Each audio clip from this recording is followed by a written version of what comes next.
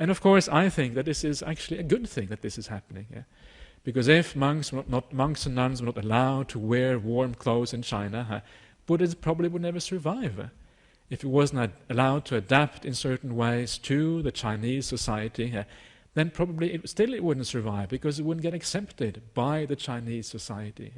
So it's a good thing that Buddhism adapts in these ways to the local culture.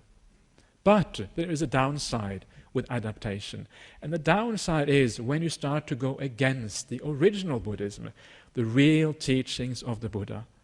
And that is what you see happening in India already soon after the Buddha.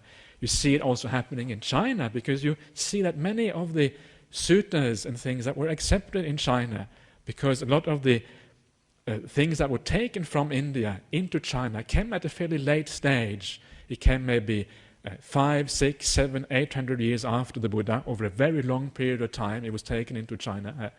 And because of that, many of the teachings that became the most important in China were not necessarily the most fundamental teachings that were given by the Buddha himself, but other teachings became more prominent. Things like the Bodhisattva path, things like Pure Land Buddhism, and these kind of things. And because of that, I feel that that is a danger.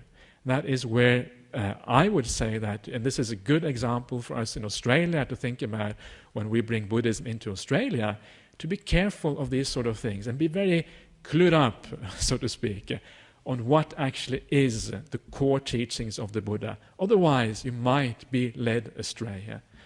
And of course, I'm not saying here that all of Buddhism in China is wrong or anything. There's a vast variety of Buddhisms over there, and some people who obviously practice very correctly in very right way.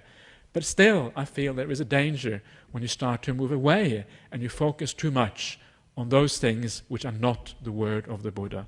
And the same thing happened in India itself, of course, as well as time went by. There was a greater and greater focus on different teachings, etc.